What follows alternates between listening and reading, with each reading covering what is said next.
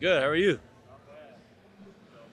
First few days, fall camp, going into this year after your expanded role last year, has it felt any different?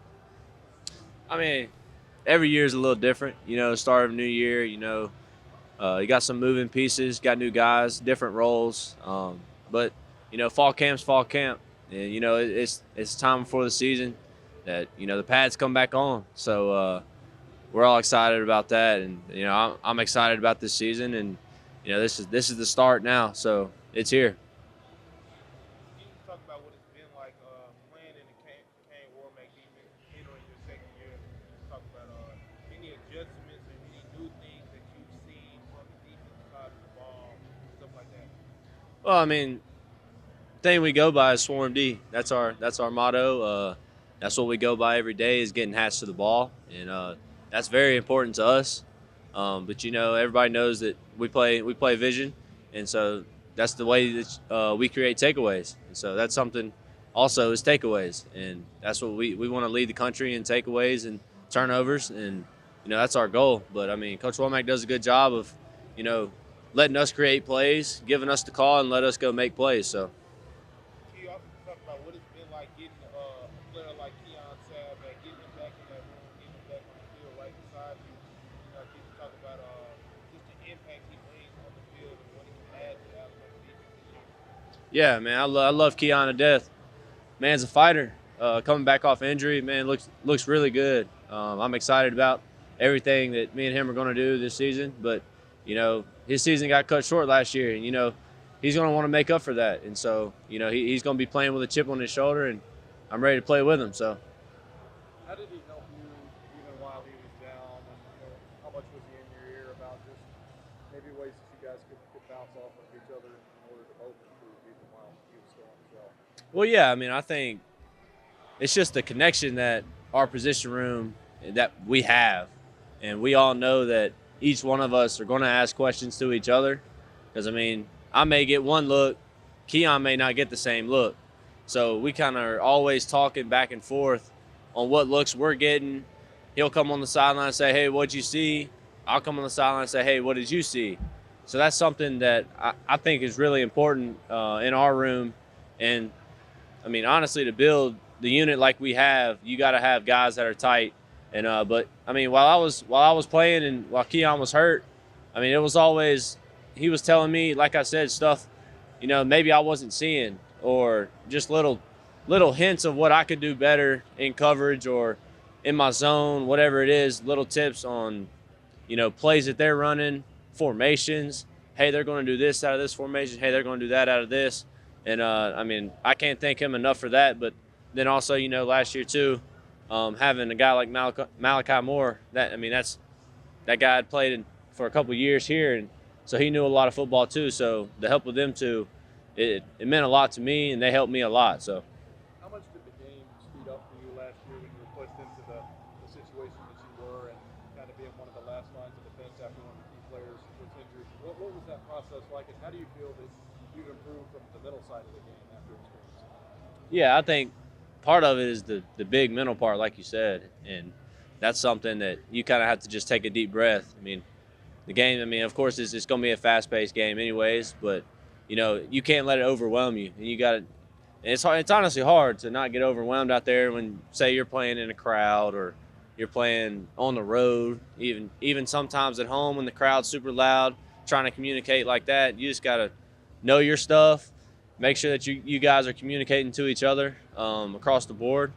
But I mean, I think the way that I prepared, just week in, week out, like I was a starter every week, was something that helped me a lot. So I stayed always taking notes, always watching film, and that's something that's very important to me, is making sure that I was ready when my time was come, and I was ready when they called my number. We talked to Keon the other day, and he said it was expected for you to do what you did. What does that speak to the level of confidence that you guys have in each other in that room, and the confidence that maybe he's instilled in the rest of you? But yeah, I mean, I think that means a lot.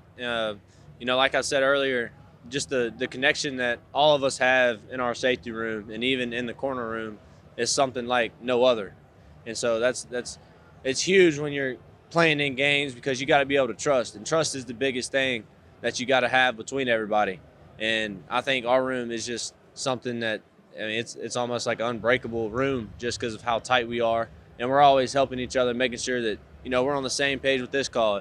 If somebody is, having trouble on a call in practice or something, we're going to help them out because we got to be there for them like he was there for me when I wasn't playing. Now, like younger guys, I'm mentoring them on stuff that I've known or stuff that I know and stuff I've seen in games and stuff like that. So What do you want to do with your play this year to show that trust is going to pay off? yeah, I mean, I think I want to create more takeaways, and we all want to create more takeaways. And I want to lead the country in whatever I can, whether it's takeaways, interceptions, forced fumbles, whatever it is. I want to lead the country. But at the end of the day, it's a team game, and I want myself to succeed, but also want the guys around me to succeed also.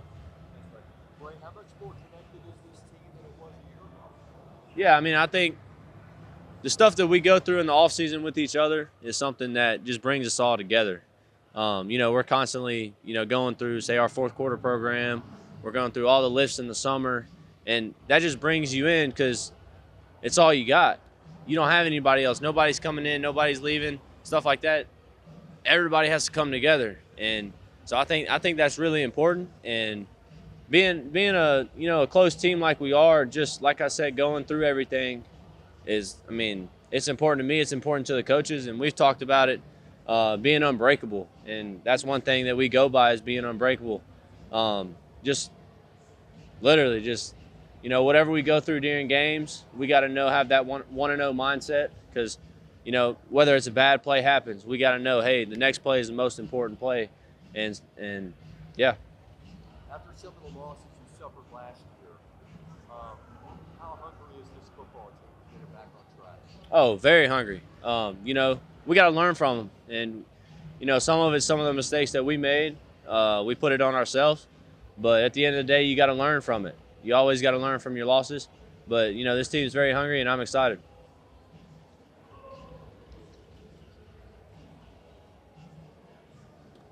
Bray Hubbard. What's up? Question for you. Number one, why did you cut your hair? What you mean? Why'd I cut my hair? I thought it was longer last year. It may have been. It may have been. You know how it goes. I usually only trust my guy back home to, cut my hair sometimes. You know how it is. You know how it is. I do. Yeah. Two barbers, so I get you, dog. That's it. But I have found somebody in Tuscaloosa that has cut my hair the way I like it. So. I kind of liked it out the. Are you gonna have it to where it's hanging out? Yeah, I'll probably grow it out a little more. Because I like that. All right. I like that. All right. So, Bray, number one, I don't think you'll find a bigger Bray Hubbard fan outside of your family and your mom than Roman Hart. So I want to talk about how you burst on the scene last year. I loved your anticipation, your physicality. I saw that before, but what was it like actually getting to showcase that, your ability, on the big stage in front of everybody? Yeah, well, first of all, I appreciate it. But I mean, it felt great, honestly. I mean, it's a game like no other. Getting to go out there and be physical.